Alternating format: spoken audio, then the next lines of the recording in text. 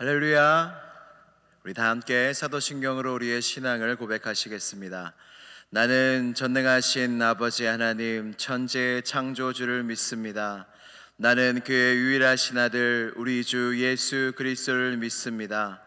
그는 성령으로 잉태되어 동정녀 마리아에게서 나시고 본디오 빌라도에게 고난을 받아 십자가에 못 박혀 죽으시고 장사된 지 사흘 만에 죽은 자 가운데서 다시 살아나셨으며 하늘에 오르시어 전능하신 아버지 하나님 우편에 앉아 계시다가 거기로부터 살아있는 자와 죽은 자를 심판하러 오십니다. 나는 성령을 믿으며 거룩한 공교회와 성도의 교제와 죄를 용서받는 것과 몸의 부활과 영생을 믿습니다. 아멘. 우리 다 함께 찬송가 295장으로 찬양하시겠습니다.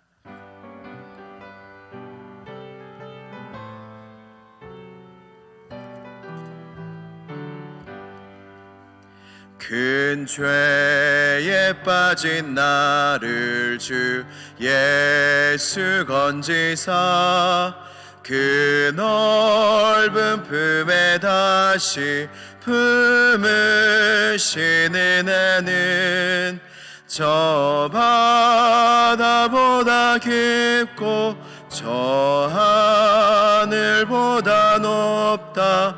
그 사랑 영원토록 나 찬송하리라. 날로 더욱 귀하다.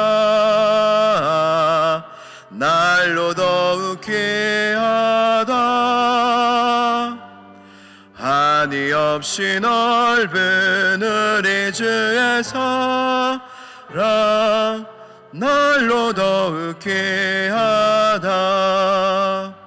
옛날에 유대 땅에 주 예수 다닐 때 그 은혜 받으려고 큰 무리 모였네. 눈먼 자 병든 자를 다 고쳐주셨으니 나 같은 죄인까지 그 은혜 받도다. 날로 더욱 귀하다. 날로 더욱 귀하다. 한이 없이 넓은 우리 주의 사랑 날로 더욱 귀하다.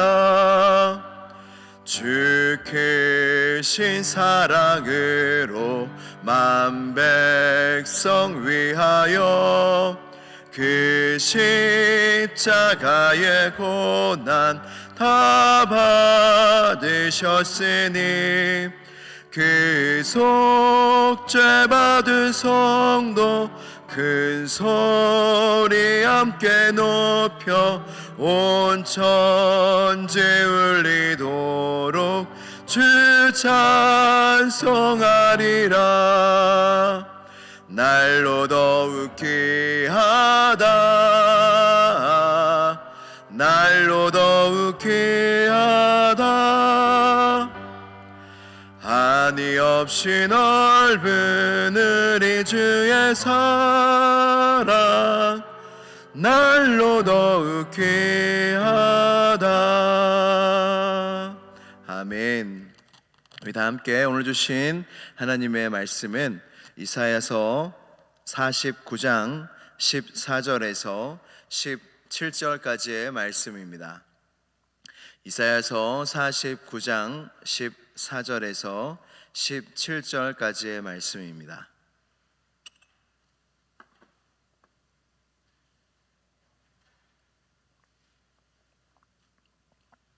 이제 이 말씀을 한 목소리로 봉독하도록 하겠습니다. 시작.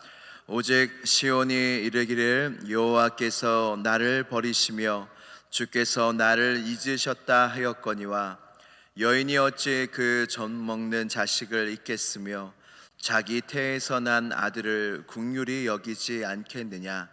그들은 혹시 잊을지라도 나는 너를 잊지 아니할 것이라. 내가 너를 내 손바닥에 새겼고 너의 성벽이 항상 내 앞에 있나니 내 자녀들은 빨리 걸으며 너를 헐며 너를 황폐하게 하던 자들은 너를 떠나가리라. 아멘. 하나님의 말씀입니다. 우리 다 함께 기도하시겠습니다. 우리를 손바닥에 새겨주신 하나님 아버지, 이 시간 하나님께서 우리를 기억하여 주시고 이 새벽에 우리를 깨워주시고 우리를 주의 예배하는 곳에, 주님을 찬양하는 곳에, 주의 말씀을 듣고 주님께 기도하는 곳에 우리를 불러 모아주시니 감사합니다. 하나님을 믿음이, 하나님 앞에 나옴이 우리에게 가장 큰 복인 줄로 믿습니다. 주님 날아가는 그날까지 이 복을 빼앗기지 않는 우리 모두가 되게 하여 주시고 우리 모두 영육 강건하게 하여 주셔서 주의 전에서 영원히 주님을 섬기는 우리 모두가 되게 하여 주시옵소서. 이 시간 우리의 믿음을 주님 돌아봅니다. 하나님, 이 시간 우리의 믿음이 자라나는 시간이 되게 하여 주시고 하나님의 말씀이 들려지는 시간 되게 하여 주시고 나의 마음과 나의 간절한 기도 제목이 주님의 보좌 앞으로 올라가는 귀한 새벽 기도회가 되게 하여 주시옵소서. 성령께서 함께 하실 줄로 믿습니다. 부족한 종은 십자가 뒤에 가려주시고 오직 예수 그리스도의 영광만이 드러나며 오직 성령 안에서의 주님의 진리의 말씀만이 선포되는 귀한 시간이 되게 하여 주시옵소서. 믿사오며 예수 그리스도의 이름으로 기도드리옵나이다. 아멘. 할렐루야.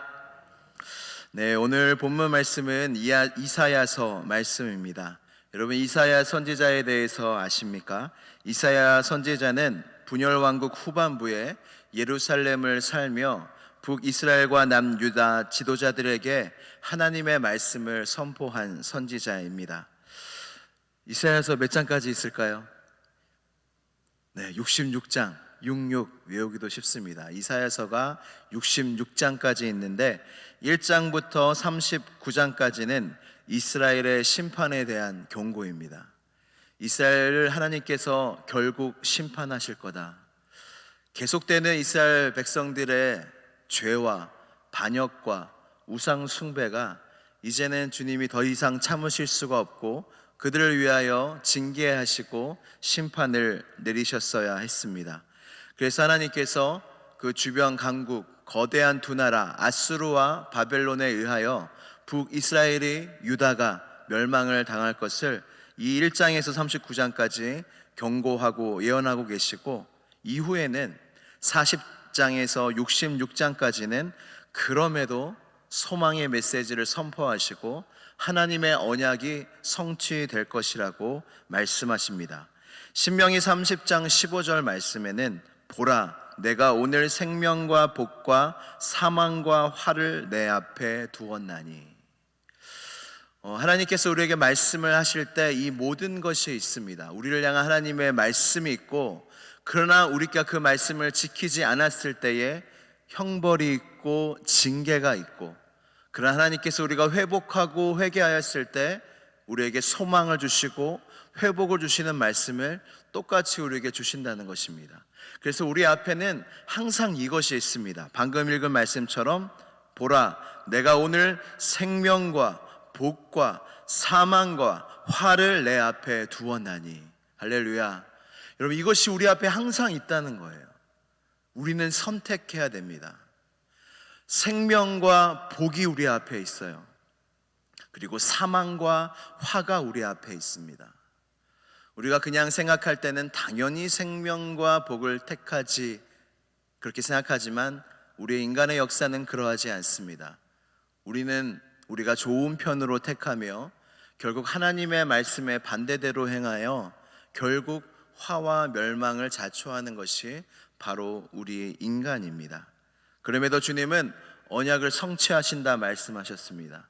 하나님 여호와의 종을 세워 메시아를 세워 하나님의 나라, 영원한 나라를 건설하실 것이고 이스라엘 백성, 하나님의 백성들을 불러 모아 하나님의 모든 계명을 순종하게 하실 것이고 결국 그 나라가 도래할 것이고 아브라함을 통하여 열방이 복을 받을 것이라고 결국 이스라엘 죄악 가운데서도 그렇게 소망의 메시지를 전달하고 있습니다. 말씀하고 계십니다. 여러분, 이사야서는 예수님에 대한 말씀으로 넘쳐납니다. 여러분, 예수님의 이름이 무엇이죠? 네 글자입니다. 퀴즈입니다. 새벽 퀴즈. 예수님의 이름, 다른 이름 뭘까요? 네 글자. 네, 역시 수준이 있으십니다. 임마누엘입니다. 임마누엘. 하나님이 우리와 함께 하신다. 그 예언의 말씀이 바로 이사야서 7장에 있습니다. 임마누엘이라는 왕이 오셔서 하나님의 영원한 나라를 건설하실 것이라는 예언의 말씀이 이사야서 7장에 있습니다. 또한 이사야서 53장에 보면 정말로 예수님에 대한 말씀으로 넘쳐나는, 고난받는 종에 대한 말씀이 넘쳐나는 장이 바로 이사야서 53장입니다. 제가 이 사순절 읽기표를 보니까 이사야서 53장이 빠져 있더라고요. 52장까지 이렇게 묵상으로 적혀 있는데 여러분, 53장은 꼭 묵상하시길 바랍니다. 53장은 정말로 예수님에 대한 말씀으로 풍성한, 그래서 여러분, 유대인의 한 간증을 제가 들은 적이 있는데, 유대인들은 예수님을 인정하지 않습니다. 예수님을 선지자로는 인정하는 유대인이 있을지 몰라도 예수님이 메시아로는 절대로 인정하지 않습니다. 그래서 유대인들에게는 신약 성경이 금기서입니다. 절대로 읽으면 안 되는 성경, 그게 바로 신약 성경. 유대인들은 신약 성경을 절대로 보지 않습니다. 그리고 구약 성경을 정경으로 택하여, 우리가 정경으로 택했지만 이스라엘 백성들은 구약만 가지고 있지 않습니까? 구약을 정말로 통달하고 외움에도 불구하고 하나 빠뜨리는 장이 바로 이사야서 53장이에요. 그렇게 하나님의 말씀을 철저하게 외우고 묵상하고 탈무드라는 방대한 양까지 그렇게 성경을 묵상한 내용들이 그 전통으로 내려오는 이스라엘 백성들도 이 한 장은 의도적으로 빠뜨린다고 해요. 그게 바로 이사야서 53장이에요. 유대인이었다가 크리스찬으로 개종하고 주님을 만난 한 유대인이 이제 얼마나 유대인들을 전도하고 싶겠어요. 근데 어머니도 안 믿으시는 겁니다. 어머니도 유대인이신데 안 믿으시는 거예요. 정말로 유대인 전도하기가 힘듭니다.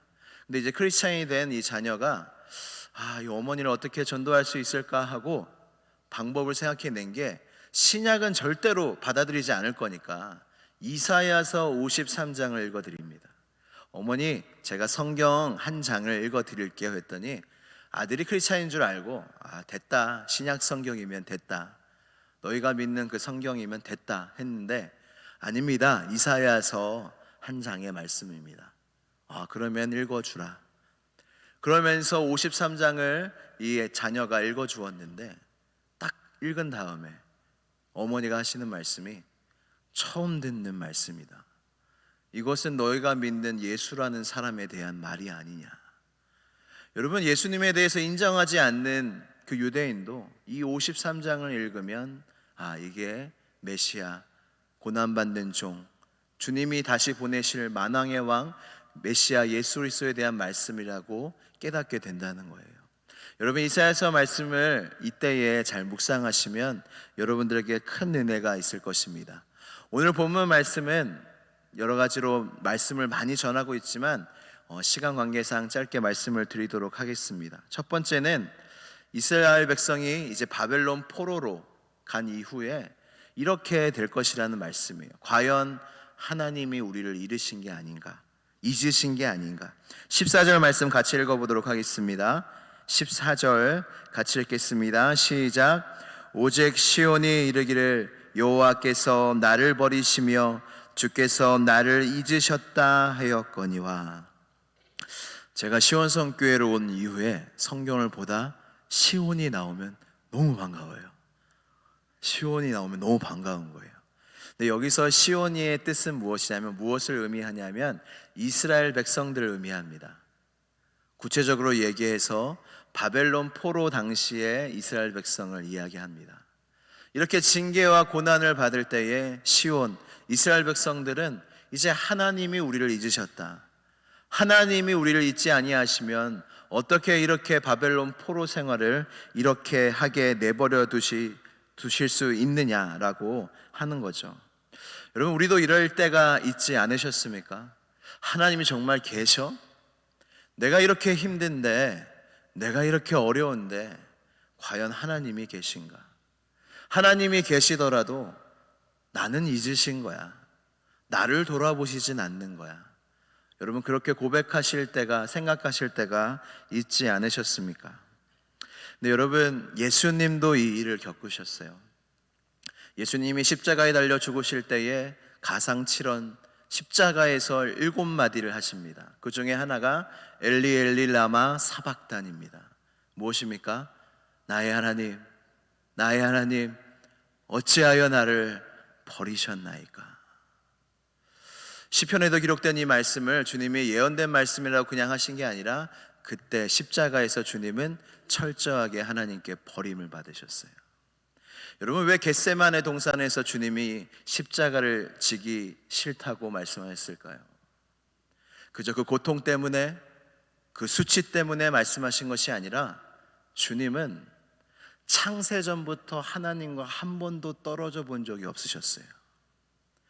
하나님 아버지와 영원히 함께 하셨던, 영원전부터 사랑의 관계 속에서 함께 하셨던 주님이 우리의 모든 죄악을 뒤집어 쓰시고 주님과 처음으로 끊어진 곳이 바로 십자가라는 겁니다. 주님도 한 번도 겪어보지 못한 일이었어요. 그래서 겟세마네 동산에서 주님, 이 잔을 내게서 거두어 달라고 말씀하신 거예요. 그리고 십자가에 결국 우리의 죄를 더 뒤집어 씌우시고 십자가에 달려 죽으실 때에 정말로 하나님이 주님을 버리셨어요. 그 우리의 죄를 대속하신 주님을 버리셨어요. 주님과의 관계가 끊어졌어요. 처음 그 일을 당하셨어요. 그때 주님이 울부짖으신 겁니다. 주님, 어찌하여 나를 버리셨나요?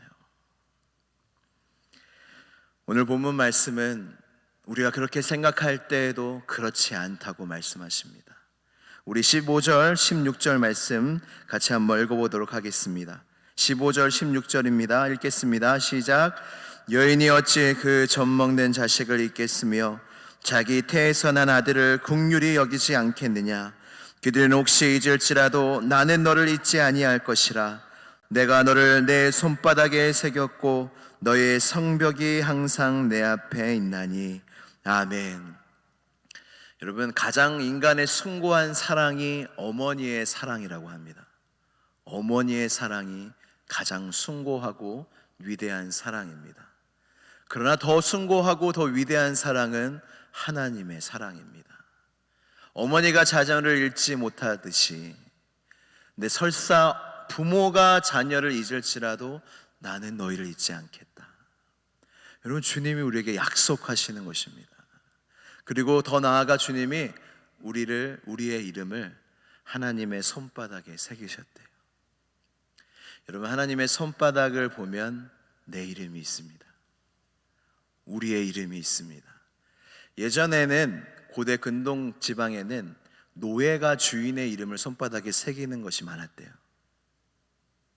여러분, 주님이 우리에게 확실한 말씀을 주시려고 노예의 자리까지 내려오신 겁니다. 그리고 노예가 주인의 이름을 손바닥에 새겨서 영원히 그 주인을 잊지 아니함 같이 내가 너희를 손바닥에 새겨 영원히 잊지 않겠다라고 약속해 주시는 거예요. 예수님도 이 세상에 오셔서 악한 자와 자기를 비교하세요. 여러분, 우리가 참 믿지 못해요. 그래서 주님이 비유를 하시는데 노예와도 비교하시죠. 악한 자와도 비교하세요. 악한 자라도 자식에게 좋은 걸 줄 줄 알거든 하물며 내가 너희에게 좋은 걸 주지 않겠느냐. 주님을 그렇게 믿지 못하는 우리에게 주님은 낮추셔서 비유하시는 것입니다.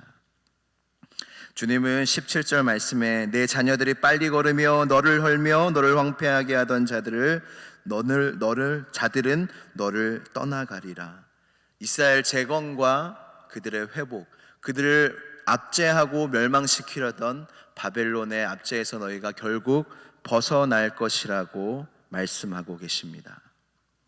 여러분, 이스라엘 놓친 것은 무엇입니까? 바로 하나님의 말씀을 이스라엘 백성들은 놓쳤어요. 제가 이 말씀만 드리고 마치려고 합니다. 어떤 유명한 강사가 이런 얘기를 하는데 참 제 마음에 남았어요. 인생은 사건 중심이 아니라 해석 중심이다. 우리가 기도할 때 주님, 이 사건은 내게 일어나면 안 됩니다. 이 사건은 내게 일어나면 안 됩니다 하며 기도를 많이 하는데, 그 기도도 마땅히 해야 하지만 더 중요한 것은 우리에게 일어나는 사건을 우리가 어떻게 해석하느냐예요. 12정탐꾼의 이야기를 여러분 익히 알고 계시지 않습니까?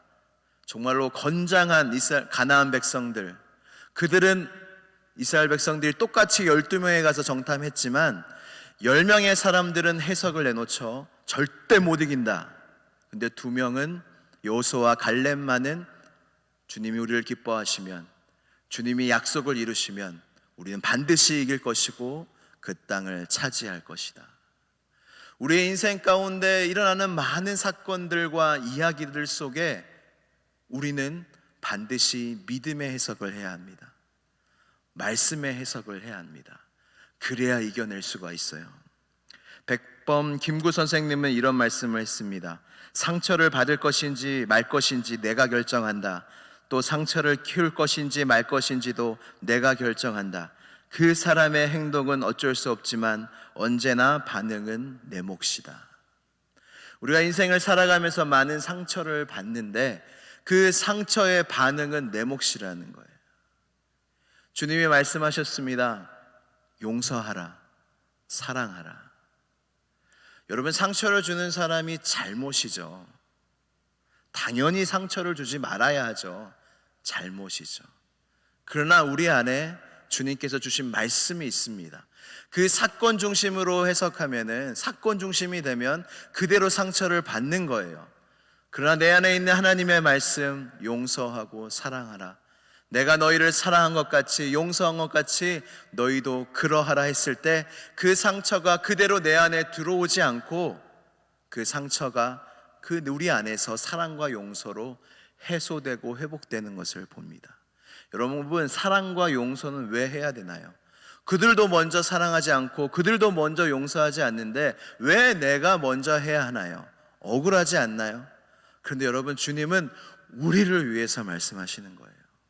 사랑하지 않는 심령은, 용서하지 않는 심령은 결국 상하게 되어져 있기 때문이에요.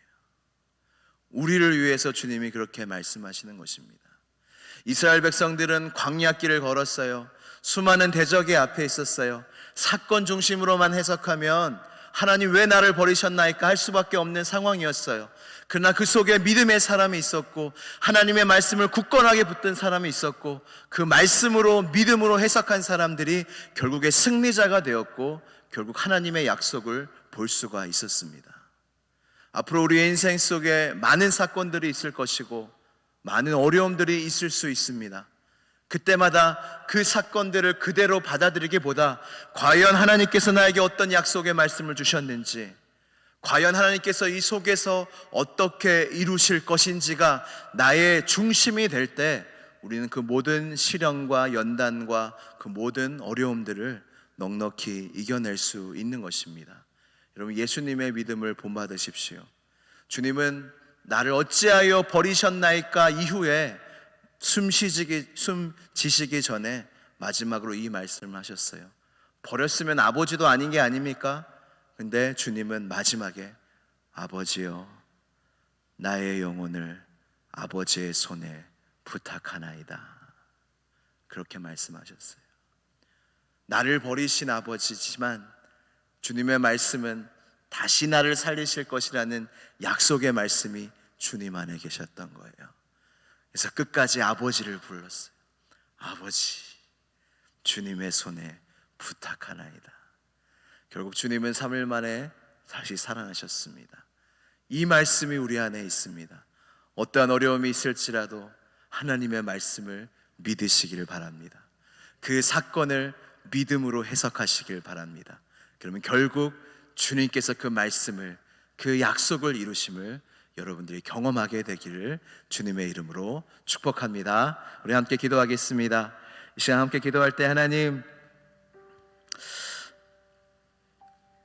나는 과연 내가 당하는 모든 일들을 어떻게 해석하고 있었나요? 사건 중심인가요? 말씀 중심인가요? 이 시간 나의 삶과 나의 마음을 되돌아보며 나의 가정의 상황들, 관계의 상황들, 직장의 상황들, 자녀의 상황들, 이 모든 것 속에 그저 보이는 것, 사건 중심의 해석이 아니라 믿음 중심, 말씀 중심의 해석을 해낼 수 있어서 하나님의 기쁨이 되어 하나님께서 그 놀라운 그 약속들을 이루심을 볼 수 있는 우리의 인생이 되게 해달라고 이 시간 주여 한번 부르짖고 간절히 기도하겠습니다. 주여, 하나님 아버지 감사합니다. 그렇습니다. 우리의 심령 가운데 하나님, 우리의 눈을 바꾸어 주시옵소서. 하나님, 그저 사건 있는 그대로 보는 것이 아니라 하나님의 눈으로, 하나님의 말씀의 눈으로 그 모든 사건들과 우리의 모든 상황들과 우리의 마음들을 볼 수 있는 은혜를 주여 우리에게 허락하여 주시옵소서. 우리를 위하여 말씀하시고 언약하신 주의 말씀을 끝까지 신뢰할 수 있는 우리 모두가 되게 하여 주시고 우리의 영육을 강건하게 하여 주시며 하나님의 나라가 임하는 우리 모두가 되게 하여 주시옵소서.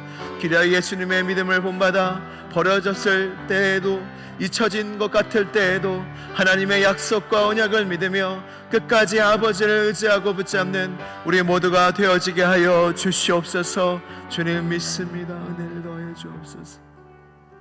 살아계신 하나님 아버지, 우리가 이 자리에 있는 것이 정말로 하나님께서 우리를 손바닥에 새기셨다는 증거인 줄로 믿습니다. 하나님, 때때로 하나님을 의심하며 하나님의 언약과 약속의 말씀을 의심하며 잊을 때가 많습니다. 하나님, 사건과 이야기가 우리 눈에 보이는 대로 우리의 마음에 들어오지 않게 하여 주시고 믿음의 눈으로 보게 하여 주시고 하나님의 눈으로 보게 하여 주시고 성령 충만함으로 보게 하여 주셔서 상처받지 않는 심령이 되게 하시고 모든 상처가 회복되어지게 하여 주시고 모든 일들이 주님의 약속과 말씀 안에서 이루어질 것을 믿음의 눈으로 바라볼 수 있는 강건한 심령을 우리에게 더하여 주시옵소서. 오늘 하루도 살아갑니다. 믿음의 눈을 갖길 원합니다. 보이는 대로 믿지 않게 하여 주시고 말씀대로 믿는 우리 모두가 되게 하여 주시옵소서. 이 모든 말씀 나사렛 예수 그리스도의 이름으로 기도드리옵나이다. 아멘. 하늘에 계신 우리 아버지, 아버지의 이름을 거룩하게 하시며 아버지의 나라가 오게 하시며 아버지의 뜻이 하늘에서와 같이 땅에서도 이루어지게 하소서. 오늘 우리에게 이루어갈 양식을 주시고 우리가 우리에게 잘못한 사람을 용서하여 준 것 같이 우리 죄를 용서하여 주시고 우리를 시험에 빠지지 않게 하시고 악에서 구하소서. 나라와 권능과 영광이 영원히 아버지의 것입니다. 아멘. 아버지.